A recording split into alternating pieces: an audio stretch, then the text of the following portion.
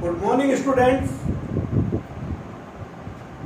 Surface chemistry में आपको preparation of colloid ये हम पढ़ा चुके थे और इसका पहला मेथड था कंडेंसेशन मेथड। उसमें बाय केमिकल रिएक्शन और number 2 by physical process, by physical method. Second है डिसइंटीग्रेशन और डिस्पर्जन मेथड। उसमें पहला हम आपको मैकेनिकल डिसइंटीग्रेशन पढ़ा चुके हैं। It is carried out by colloidal mill. Next आता है आपके पास में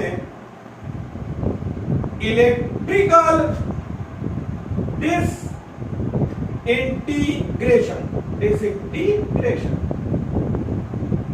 इलेक्ट्रिकल डिस्पर्जन, और इसी को बोलते हैं हम लोग Bredig arc process. Bredig arc process इसी नाम से ये आता है, ब्रेडिंग आर्क प्रोसेस। इसका डायग्राम आता है। तो इलेक्ट्रिकल डिसइंटीग्रेशन और Bredig arc process, this method is used to prepare metal sol like gold sol, silver sol, Ag soul, silver soul, and platinum soul. This method is used to prepare metal soul like gold soul, silver soul, platinum soul. होता क्या है method में? पहला point तो metal soul बनेंगे। एक container लेते हैं, टेक ए कंटेनर, और उसके चारों तरफ जो है वो आइस बाथ लगाते हैं। ये आइस बाथ डायग्राम देखिए, ये आइस बाथ, ये चारों तरफ में इसके आइस बाथ होता है। तो एक कंटेनर और कंटेनर में आइस बाथ है, यानी कि कूल करने के लिए चारों तरफ उसमें आइस लगी हुई है। यहां पे ये ऐसा। देन इसके बाद में आप यहां पर लोगे डिस्पर्जन मीडियम। ये डिस्पर्जन मीडियम, फॉर एग्जांपल जैसे आपको चमनप्राश बनाना है, सोना चांदी चमनप्राश, वाकई में उसमें सोने चांदी के पार्टिकल्स होते हैं, कोलोइडल पार्टिकल्स होते हैं। Gold is very good for muscles development. Silver is very good for eye lotion में सिल्वर होता है। सिल्वर सोल को आरजी रोल बोलते हैं, यूजेज में लिखाएंगे हम आपको। तो argyrol, silver sol is called argyrol which is used in eye lotion. तो ये चमनप्राश में होता है। तो ये डिस्पर्जन मीडियम है। यहां तो है आपके पास में ये डिस्पर्जन मीडियम, डिस्पर्जन मीडियम। गौर कीजिए बेटा। और ये हो गया आइस बाथ। आइस है इसके ऊपर में, आइस। जिस मेटल का कोलोइड बनाना है उसकी रोड लेते हैं, मेटल रोड। ये मेटल यहां पर में as a electrode, metal rod ली जाती है एज ए इलेक्ट्रोड। ये मेटल रोड होती है और इनमें इलेक्ट्रिक आर्क पॉजिटिव और ये नेगेटिव। तो ये तो हो जाएगा कैथोड, ये हो जाएगा एनोड।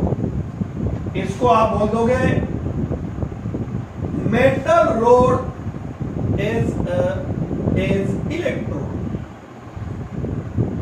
इलेक्ट्रोड के फॉर्म में मेटल रोड। गोल्ड तो गोल्ड की रोड, सिल्वर रोड, और देन फिर इसका किया जाता है इलेक्ट्रिक आर्क। यानी दोनों को रोबोट की हेल्प से, मशीन की हेल्प से आपस में मिलाया जाता है और इलेक्ट्रिक आर्क सेटअप किया जाता है। तो इन इलेक्ट्रिक आर्क सेटअप,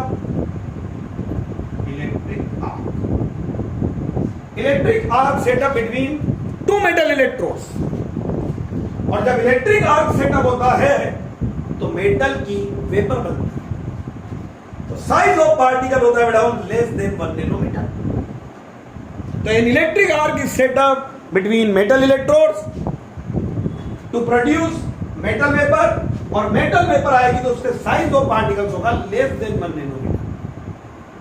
और देन आइस की वजह से उस वेपर का यहां हो जाएगा कंडेंसेशन, यानी वेपर कोलोइडल रेंज में आ जाए।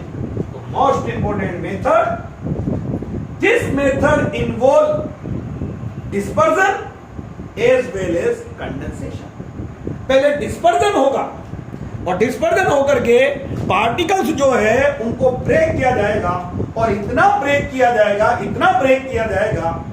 कि पार्टिकल का जो साइज है वो लेस देन 1 मिलीमीटर हो जाए, और फिर उन्हें कंडेंस करेंगे और कोलोइडल रेंज में लाएंगे। तो this method involve dispersion as well as condensation. Most important method है ये मेथड से मेटल सोल जो है वो प्रिपेयर किए जाते हैं। कल हमने आपको बताया था मैकेनिकल डिसइंटीग्रेशन, और आज आपको ये वाला मेथड दिखाया है हमने, electrical disintegration method, which is called Bredig arc process. और लास्ट मेथड आता है आपके पास में preparation of लियोफोबिक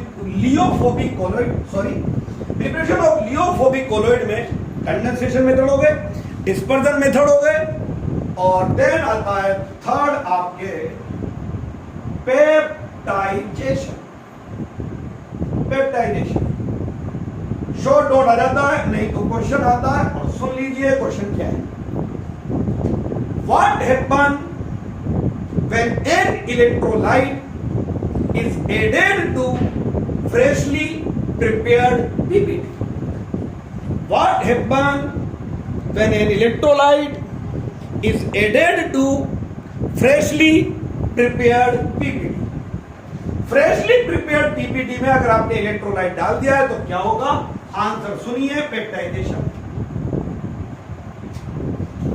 freshly prepared PPT particles selectively preferentially adsorb common ion at their surface, and all precipitate particle acquire similar charge।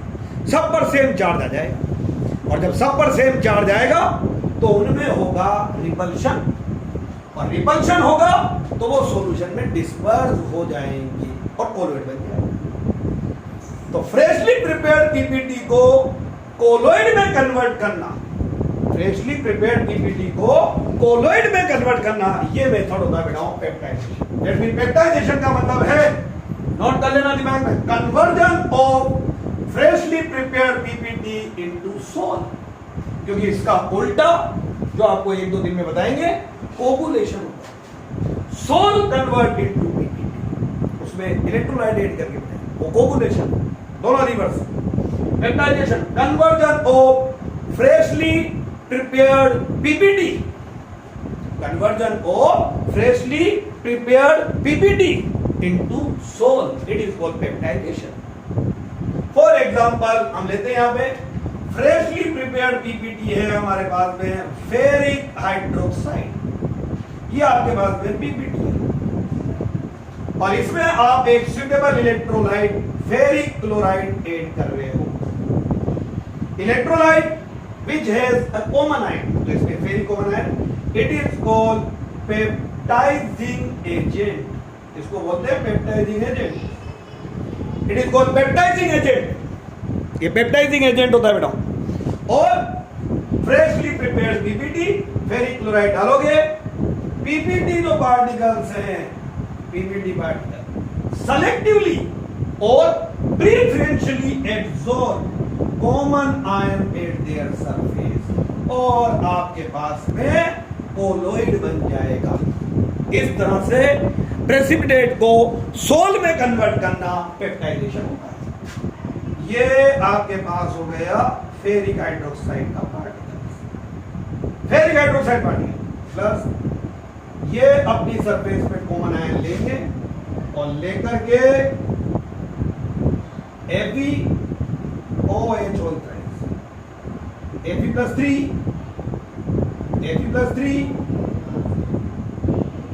ये यहां पर पे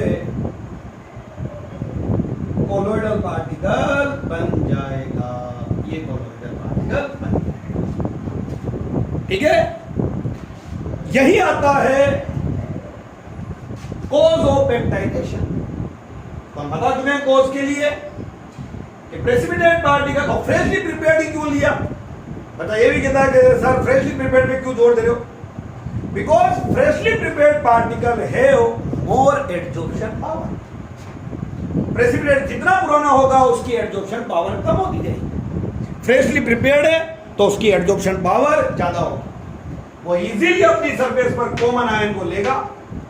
सारे जितने वहां पार्टिकल होंगे, तभी मैंने एक बात और बोली थी, in a colloid all colloidal particle carry same charge, इधर पॉजिटिव और नेगेटिव।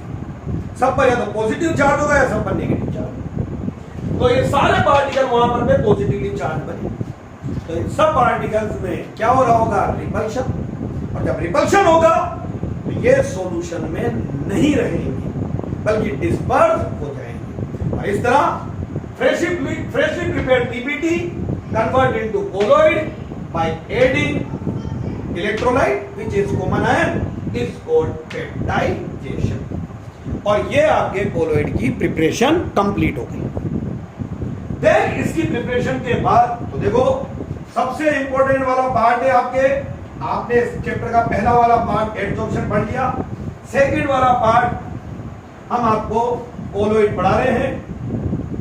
इसमें हमने आपको क्लासिफिकेशन ऑफ कोलोइड वो बता दिया है। क्लासिफिकेशन ऑफ कोलोइड के बाद में सब तरह से क्लासिफिकेशन कर दिया इनकी प्रिपरेशन।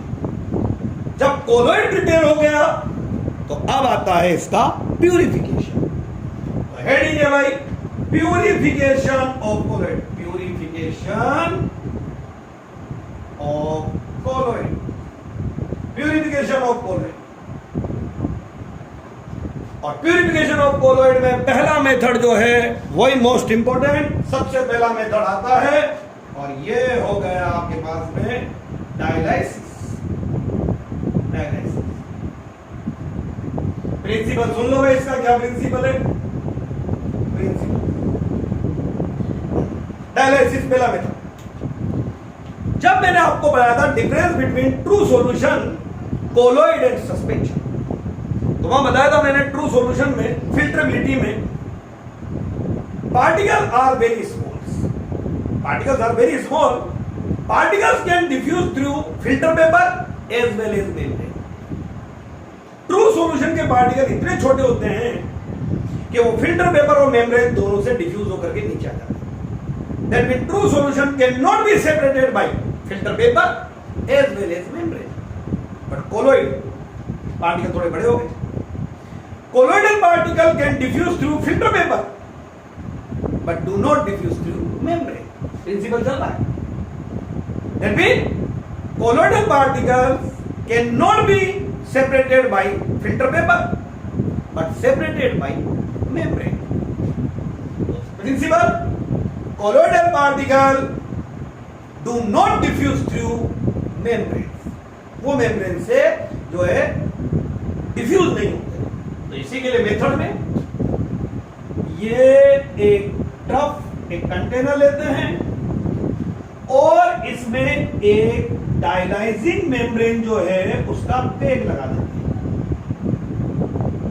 ये dialysing membrane, pack of dialysing membrane, इसके अंदर में आप कोलोइड फिल कर देते हैं। ये कोलोइड हो डायलाइसिस में देखिए, ये कोलोइड पार्टिकल्स, ये क्रिस्टलोइड इम्प्योरिटीज। कोलोइड क्रिस्टलोइड, कोलोइड पार्टिकल्स ये वाले और ये क्रिस्टलोइड इम्प्योरिटीज। ये डायलाइजिंग मेम्ब्रेन, ये कोलोइड पार्टिकल, ये क्रिस्टलोइड इम्प्योरिटीज और यहां बाहर की तरफ में वाटर रख दें। ये डायलाइसिस हो गया। इसमें ये वाटर इधर जा रहा है और ये वाटर बाहर।